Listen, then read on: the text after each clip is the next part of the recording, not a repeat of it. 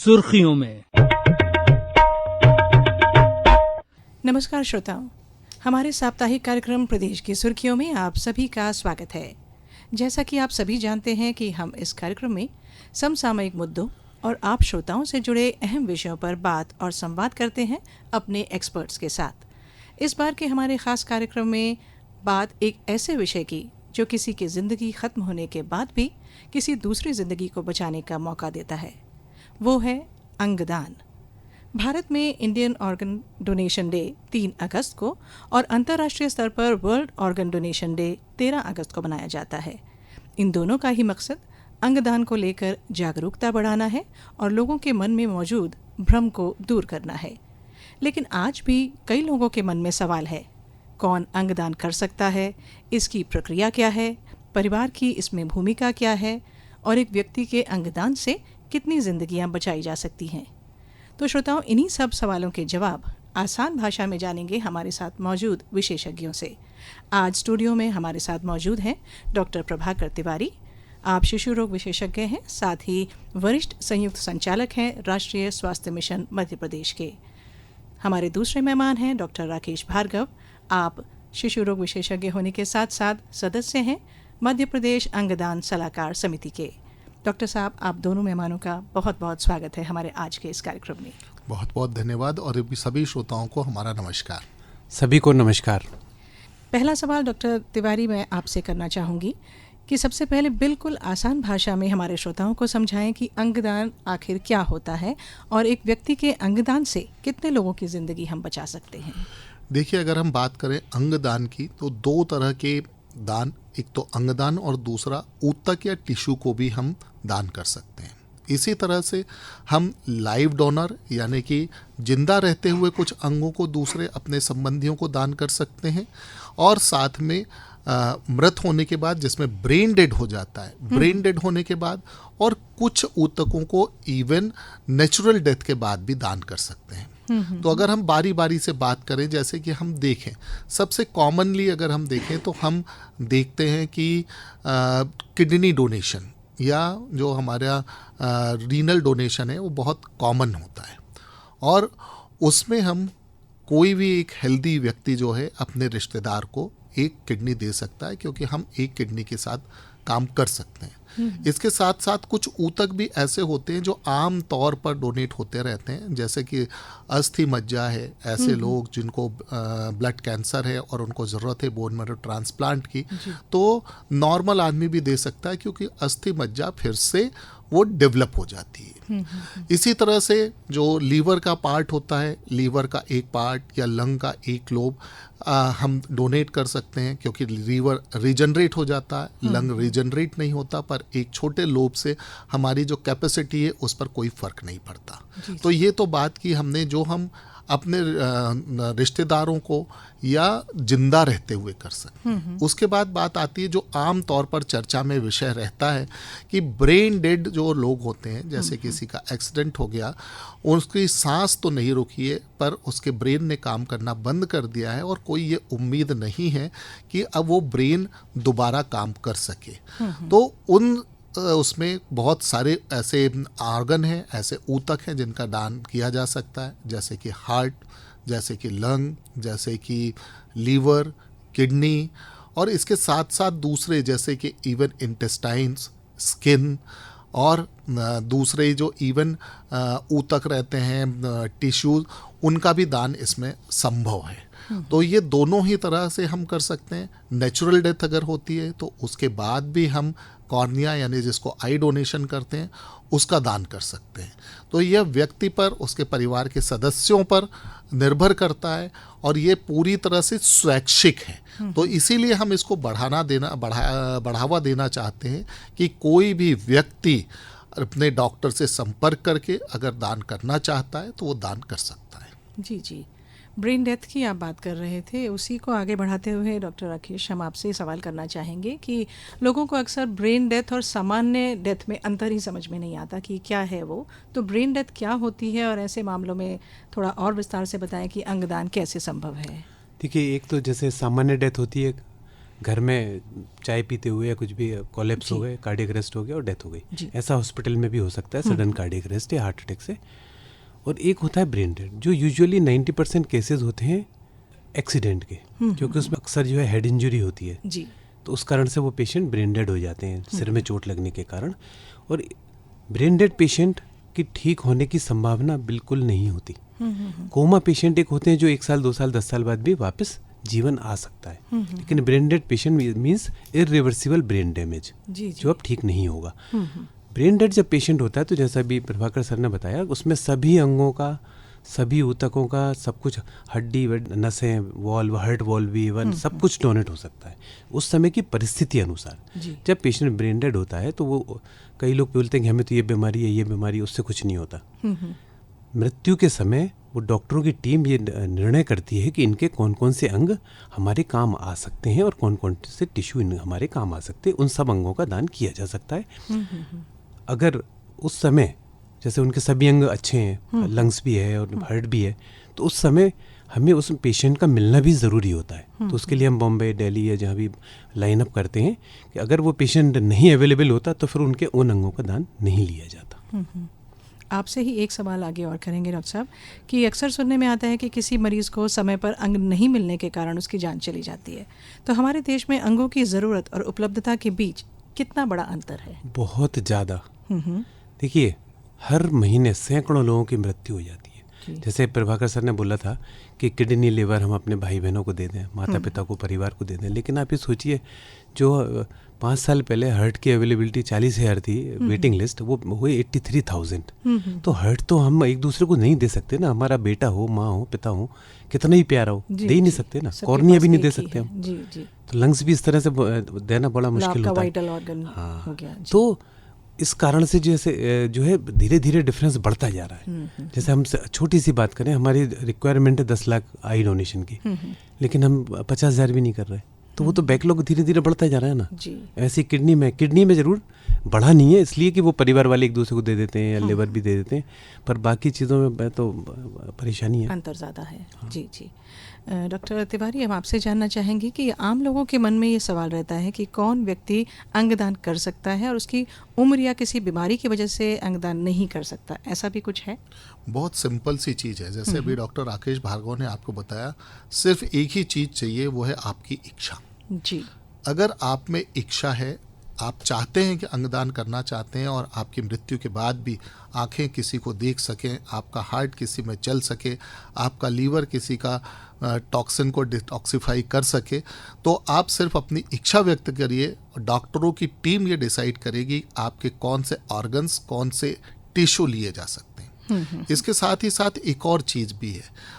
अंगदान तो एक चीज़ है जिसमें हम जिंदा लोगों को ऑर्गन ट्रांसप्लांट करते हैं, इसके साथ साथ आपने सुना होगा देह दान भी इसमें किया जाता है, जिसमें बॉडी जो है वो रिसर्च के काम आती है। तो अगर हमारी इच्छा है तो हम अपने शरीर का प्रत्येक भाग किसी न किसी तौर पर इस समाज के लिए, जिसने हमें इतने साल तक जिंदा रखा, जिसने हमें इतने साल तक इज्जत बख्शी, उसको हम कुछ न कुछ तो दे सकते हैं। तो रादर देन इसके कि हम ये सोचे कि कौन सी उम्र के लोग अंगदान कर सकते हैं, कौन सी बीमारी के होते हुए या ना होते हुए अंगदान कर सकते हैं, हमें सिर्फ ये सोचना है कि हम अंगदान करेंगे या ना करेंगे। और अगर हमने ये तय कर लिया है, हमने अपने परिवार के सदस्यों को ये कम्युनिकेट कर दिया है कि मेरी मृत्यु के बाद मेरी देह को या मेरे अंगों को दान कर देना, तो आप निश्चित मानिए कि बाकी तो डॉक्टरों की टीम का काम है कि आपके कौन कौन से अंग उपयोगी हैं और वो किसी और की ज़िंदगी को आगे बढ़ाने के लिए काम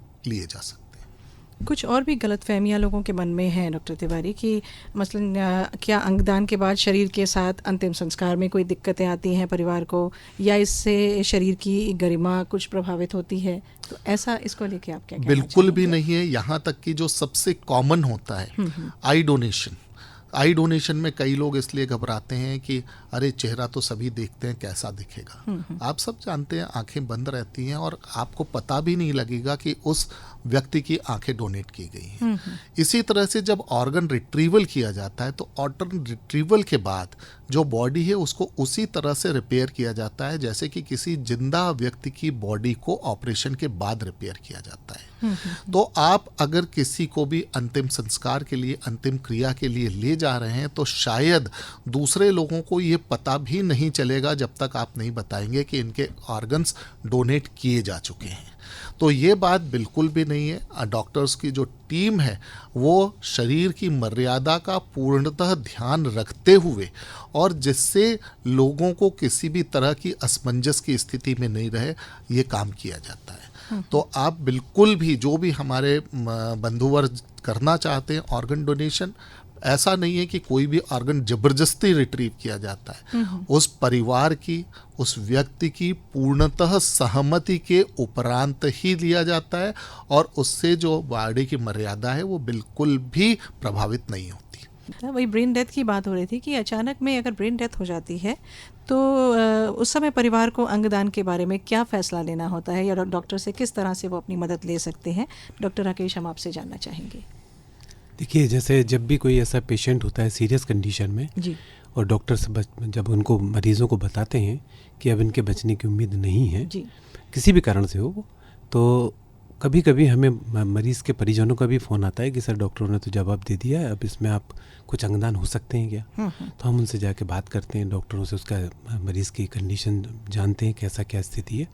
फिर उनको मरीज़ों को हम जो भी कंसेंट वगैरह लेते हैं और उनको एक चीज़ ज़रूर बोलते हैं, पेशेंट किसी भी हॉस्पिटल में हो, उसको हमें ऐसे ब्रेन डेड पेशेंट को सहमति के बाद ट्रांसप्लांट सेंटर में शिफ्ट करना पड़ता है, क्योंकि ट्रांसप्लांट रिट्रीवल हर किसी हॉस्पिटल में नहीं हो सकता। तो वहाँ शिफ्ट करते हैं। और एक और चीज़ अच्छी महत्वपूर्ण मैं बता दूं, जब मरीज़ को कंसेंट के बाद शिफ्ट किया जाता है किसी भी हॉस्पिटल में, तो वहाँ पर उस मरीज़ को एक भी पैसा नहीं देना पड़ता है। और शिफ्ट करने के बाद फिर जो भी प्रक्रिया होती है वो हम शुरू करते हैं और जो रिसिपिएंट है उनको इन्फॉर्म करते हैं, अपनी टेस्ट होता है, डॉक्टरों की टीम डिक्लेयर करती है, सब नियमानुसार, जो सरकारी नियमानुसार ही होता है। डॉक्टर तिवारी, हम आपसे जानना चाहेंगे कि कई लोग, अभी आपकी भी अपील हुई और वैसे भी सुनने में आता रहा है, तो इसलिए अंगदान करना भी चाहते हैं लेकिन उन्हें पता ही नहीं होता कि अंगदान करने की प्रक्रिया क्या है, रजिस्ट्रेशन कैसे किया जाता है, तो उस बारे में आप क्या बताएंगे? देखिए, दोनों तरह की चीज़ें हैं। हमारा जो एक नोटो का साइट है, आप अगर कुछ ना करेंगे, आजकल तो सब चीज़ें गूगल पर अवेलेबल है, आप सिर्फ नोटो डालेंगे, आप किस तरह से रजिस्टर कर सकते हैं हमारी नेशनल अथॉरिटी के साथ, वो आप अपने घर बैठे अपने मोबाइल के साथ रजिस्ट्रेशन कर सकते हैं। जी। और यदि आप यह भी नहीं करना चाहते हैं, मेरा तो सबसे जो आसान कहना, आप अपने परिवारजनों को इन्फॉर्म करके रखें कि जब भी ऐसा कुछ हो अपने निकटस्थ डॉक्टरों को इन्फॉर्म कर दें। हमारे जो डॉक्टर्स हैं, अगर आप देखें तो डॉक्टर राकेश भार्गव और इनकी टीम ने सबसे पहले जो जागरूक करने का काम किया, वो हमारे जो आईसीयू और दूसरे डॉक्टर्स थे उन्हीं को ही बताने के लिए कि अगर कोई इस तरह का पेशेंट आता है तो इन्फॉर्मेशन जनरेट हो जाए। तो अगर आप साइट पर जाकर कर सकते हैं, बहुत अच्छी बात है। और आपको ये जान के खुशी होगी कि पिछले साल जब इसका अभियान चला था तो हमारे भोपाल ज़िले के लोगों ने पूरे मध्य प्रदेश में सबसे ज़्यादा अंगदान के प्लेस लिए थे। तो उस पर जाकर कर सकते, और नहीं तो हमारे जो डॉक्टर्स हैं वो डॉक्टर्स इतने अवेयर हैं कि आप अपनी इच्छा भी उन तक व्यक्त करेंगे तो निश्चित तौर पर ऑर्गन डोनेशन कहाँ किया जा सकता है, ऑर्गन डोनेशन के बाद रिट्रीवल कैसे होगा। जैसे कि नॉर्मल डेथ से, तो नॉर्मल डेथ के बाद आई डोनेशन अगर करना चाहते हैं तो इवन घर पर रिट्रीवल हो सकता है, कहीं पर बॉडी को ले जाने की ज़रूरत नहीं है। कुछ अंगों के लिए, जैसे अभी डॉक्टर साहब ने बताया कि बॉडी को अस्पताल शिफ्ट करना पड़ता है, या ब्रेन डेड पेशेंट को एक अस्पताल से दूसरे अस्पताल शिफ्ट करना पड़ता है जहाँ पर ऑर्गन रिट्रीवल की सर्विसेज उपलब्ध हों। और इसके बाद में अगर ऑर्गन को ट्रांसपोर्ट करने की ज़रूरत पड़ती है तो आजकल तो हमारी सरकार ही इसमें बहुत मददगार है कि न केवल एक शहर से दूसरे शहर बल्कि एक स्टेट से दूसरे स्टेट तक ट्रांसपोर्ट करवाने के लिए सरकार मदद करती है। तो सबसे बड़ी बात कि आप जाकर ऑनलाइन अपना रजिस्ट्रेशन करवा सकते हैं, और साथ में आप जो हमारे बहुत सारे लोग, जैसे डॉक्टर राकेश भार्गव की संस्था भी काम करती है जो ऑर्गन डोनेशन के फिजिकल फॉर्म भरवाती हैं। तो ऐसी बहुत सारी संस्थाएं हैं जो ऑर्गन डोनेशन के फिजिकल फॉर्म भरवाती हैं। पर सबसे ज़रूरी चीज़ है कि इसका कम्युनिकेशन जो हमारे निकट संबंधी हैं, हमारे प्रिय संबंधी हैं, उनको हो, जिससे कि जब ज़रूरत पड़े तो वो ट्रीटिंग फिजिशियन को इसको कम्युनिकेट कर सके। इसमें एक चीज़ मैं जोड़ना चाहता हूँ, जैसे आप जैसे सर ने बोला नोटो पे ऑनलाइन आप रजिस्टर जरूर करें, पर साथ में लोकल बॉडी, आप कहीं भी रहते हो, हमारी टीम पूरा हिंदुस्तान में लाइन अप करती है, आप कहीं भी रहते हो लोकल बॉडी में एनजीओ में रजिस्टर करना इसलिए अच्छा रहता है कि हमारी तरह जैसे हम हर साल कुछ कार्यक्रम करते हैं तो उनको बुलाते हैं तो उनके परिवार वाले और मोटिवेट होते हैं जी, वही मैं तो इसलिए लोकल बॉडी में इन्फॉर्म करने से अच्छा रहता है, क्योंकि वो लोकल आप 1 मिनट फ़ोन करेंगे तो वो फटाफट सारी चीज़ें आपको कोऑर्डिनेट कर देंगे। जी, तो लोगों को प्रोत्साहित करने के लिए अभी जैसे तिवारी सर ने बताया कि कुछ प्लेज भी लेते हैं हर बार अभियान में, हर साल कुछ ना कुछ नया होता है, तो इस बार का कुछ नया थीम जो चुना गया है उसके बारे में भी आप बताएं और किस तरह से प्रोत्साहित किया जाता है लोगों को और कुछ उसमें क्या खास करती है आपकी संस्था? जैसे हम आपके सहयोग से, जैसे आकाशवाणी, दूरदर्शन और इसमें सोशल मीडिया और ये हमारा मीडिया वाले जो अखबार वाले हैं, आप लोगों की मदद से इसमें बहुत हमें मदद मिली, क्योंकि जब 11 साल पहले हमने शुरू किया तो पेपर की न्यूज़ पढ़ के या दूरदर्शन के प्रोग्राम में लोग छतरपुर और सीतापुर दूर दूर से फ़ोन करके पूछते थे, तो उससे अवेयरनेस तो डेफिनेटली आपकी मदद से बढ़ी। और हम जो कार्यक्रम करते हैं तो उसमें क्या होता है, म्यूज़िकल इवनिंग या कोई फेलिसिटेट जिन्होंने कर दिया उनका सम्मान, या जो जिन्होंने प्लेज किया है उनको बुलाते हैं, तो एक उनको एक फीलिंग आती है। सोचिए जिनको हम 10 साल पहले अंगदान हुआ था उनको हर साल हम साल में 2 बार बुला के फेलिसिटेट करते हैं, हॉस्पिटल वाले बुलाते हैं या कभी सरकार की तरफ से, या हम तो हर साल करते हैं। तो एक आप सोचिए, अदरवाइज हमारे परिवार में हमारे दादा दादी परदादा कब किसकी डेथ हो गई किसको मालूम, जी जी, पर एक अनजान आदमी को आपका कितने लोग उसको हर साल याद करते हैं जो अंगदान करके गया। बिल्कुल बिल्कुल। इस बार का थीम जैसे stories of hope, gifts of life. जी जी, तो इसको लेके आप बताना चाहेंगे, इसका ये थीम हम जब चुनते हैं तो क्या सोच के ये थीम चुने जाते हैं? क्या होता है, जैसे हम अगर अब यूरोप अमेरिका की बात करें तो हम उनसे 100 गुना पीछे हैं। हम अपने साउथ का तेलंगाना, चेन्नई, गुजरात से 20 गुना पीछे हैं। वहाँ पे इतनी ज़्यादा अवेयरनेस है और मतलब वहाँ पे लोगों का एक बात समझ में आ जाती है कि यार ये किसी को मरने के बाद भी किसी की मदद होगी, तो वो आसानी से जल्दी प्लेज करते हैं और जल्दी परिवार सहमत होता है।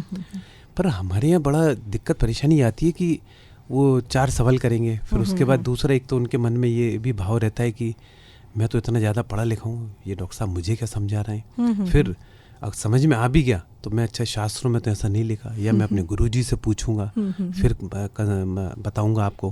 बोले आपका काम बहुत अच्छा है, लेकिन उनकी सहमति थोड़ा सा मुश्किल होती है। डॉक्टर तिवारी, हम आपसे जानना चाहेंगे कि अगर कोई व्यक्ति अंगदान का संकल्प लेना चाहता है तो उसे आज से ही ऐसा क्या करना शुरू करना चाहिए और अपने परिवार को इस बारे में किस तरह से बताइए, कितना ज़रूरी है कि वो अपने परिवार से सलाह भी करे और फिर किस तरह से उनसे बात करे? देखिए, सबसे ज़रूरी इसलिए है अपने परिवार के सदस्यों से सलाह की, क्योंकि अल्टीमेटली जो इन्फॉर्मेशन कम्युनिकेशन का काम है वो तो हमारे परिवारजन ही रहेंगे। मैं तो उस समय रहूँगा ही नहीं। तो मुझे तो सिर्फ ऐसा लगता है कि अपने परिवार के सदस्यों को सिर्फ इतना बताना ही काफ़ी है कि मैं अपनी मृत्यु के बाद भी जिंदा रहना चाहता हूँ, और अगर आप लोग भी ये चाहते हो कि मुझे किसी रूप पर याद करो और अच्छे तौर पर याद करो, तो मेरे जितने अंग हो सके उतने दान कर दो।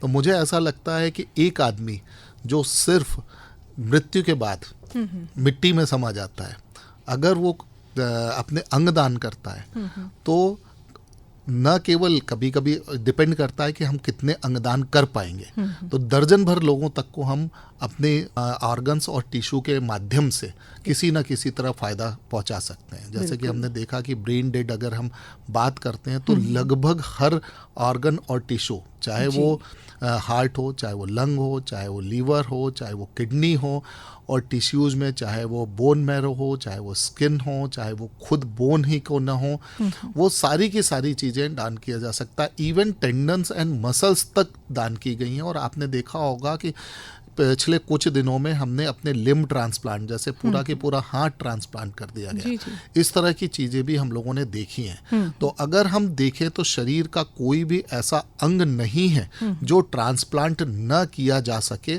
बस ज़रूरत एक और चीज़ की है कि हमें उस चीज़ के लिए, जैसे अगर हम हाथ का ट्रांसप्लांट करना चाहते हैं तो हमारे पास वो पेशेंट भी होना चाहिए। वो ट्रांसप्लांट सक्सेसफुल तभी होगा जब उसकी ज़रूरत भी हो।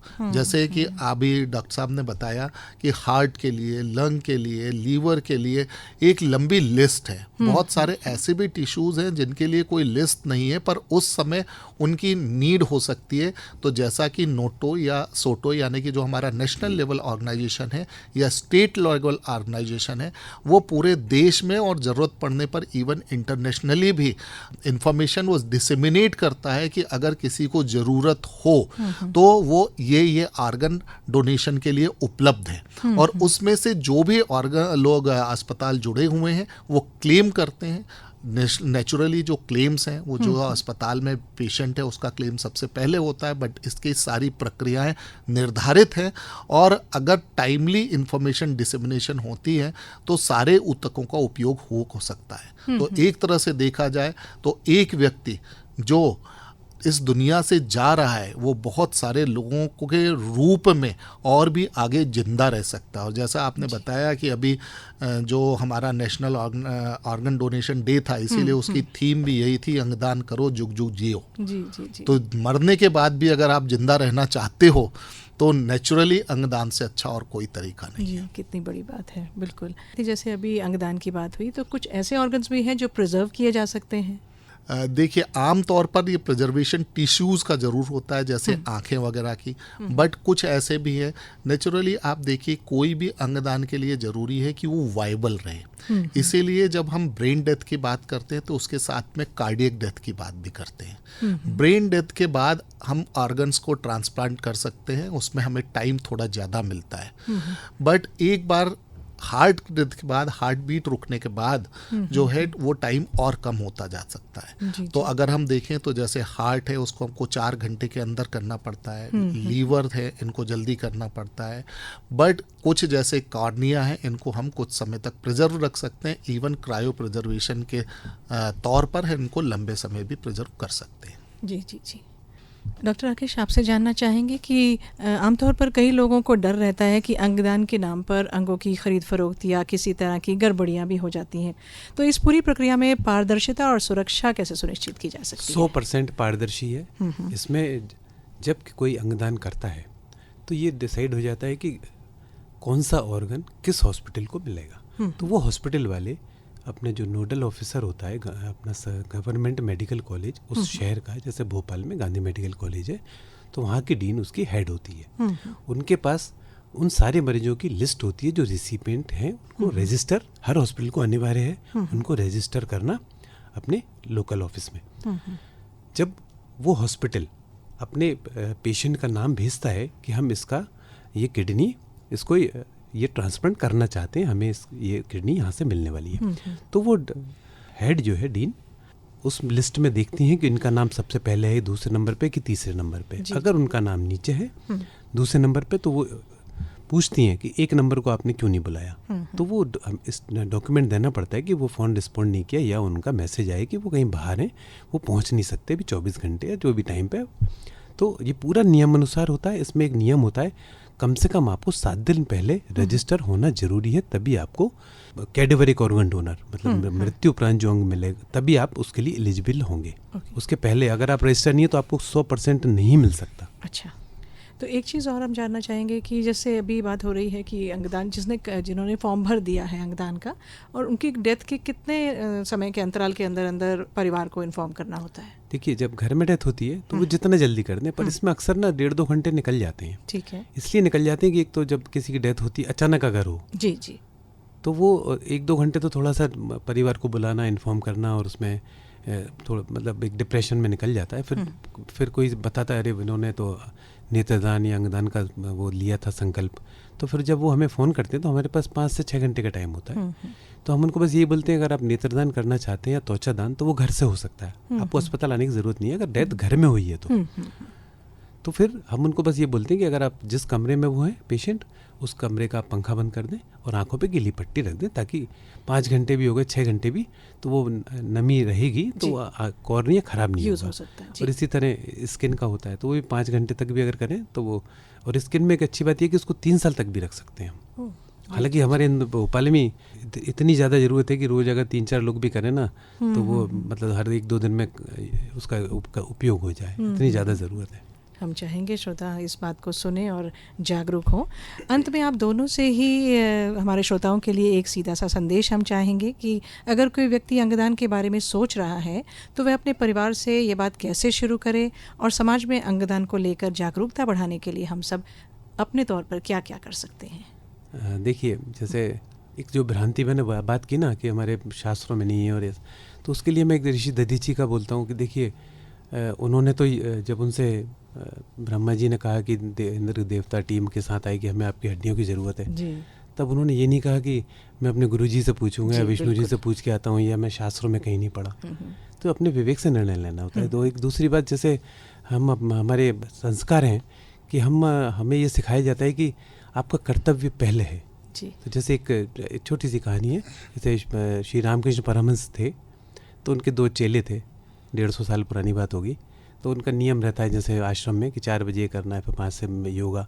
तो 6 बजे वहाँ सामने गंगा नदी में 2 बच्चे डूब रहे थे। तो वो बच्चे चिल्लाए, तो उन्होंने कहा अभी तो सनराइज़ भी नहीं हुआ, अभी तो हमारा मेडिटेशन का टाइम है। वापस आंखें बंद कर ली।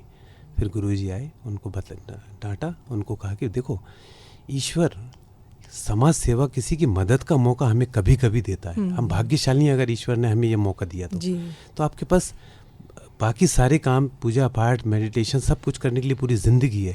लेकिन जब ऐसा कर्तव्य समाज की सेवा के लिए किसी मौका मिले तो उसको सबसे पहले सब कुछ छोड़ के आगे बढ़ के काम करना चाहिए। जी बिल्कुल, परमात्मा सेवा हो सकती है, व्यक्ति फिर से नहीं आ सकता। सेवा का मौका फिर ईश्वर दे देगा आगे का। मैं इसमें एक पुराना गोस्वामी तुलसीदास जी का ही उदाहरण दूंगा। उन्होंने लिखा है, परहित सरिस धर्म नहीं भाई, पर पीड़ा सब नहीं अधमाई, परहित बस जिनके मन माही, तिनका जग दुर्लभ कछु नाही। हम अपने अंगदान द्वारा अनिश्चित काल तक जिंदा रह सकते हैं किसी न किसी रूप में, और मेरे ख्याल से किसी को नया जीवन देने से बढ़कर परहित और दान, क्योंकि हमारे कोई भी धर्म हो, चाहे वो हिंदू धर्म हो, चाहे मुसलमान हो, चाहे सिख हो और ईसाई हो, दान से बढ़कर कोई चीज़ नहीं है, और स्वयं के अंग दान से बढ़कर शायद कोई दान नहीं है। तो मैं यही कहना चाहूँगा कि हम किसी भी धर्म के हों, किसी भी समूह के हों, किसी भी दान के हों, हम वह परम दान करके जाएं कि दुनिया हमें याद रखे। जी बिल्कुल, आज की इस महत्वपूर्ण जानकारी से उम्मीद करते हैं हमारे श्रोताओं की बहुत सी गलतफहमियां, भ्रांतियां दूर हुई होंगी। तो श्रोताओं, एक फैसला कई जिंदगियां, केवल एक फैसला नहीं बल्कि किसी को जिंदगी देने का दूसरा मौका है अंगदान, महादान। तो आइए हम सब अंगदान का संकल्प लें और मानवता के इस नेक कारवां का हिस्सा बने। देखिए, ये हमारा हेल्पलाइन नंबर है। आप हिंदुस्तान के किसी भी कोने में हो, 24/7 इस फ़ोन पे फ़ोन करके मदद ले सकते हैं या अपनी समस्या बता सकते हैं। फ़ोन नंबर नोट करिए, 9826017999 9826017999। आज के इस अंक में इतना ही। नमस्कार। सुर्खियों में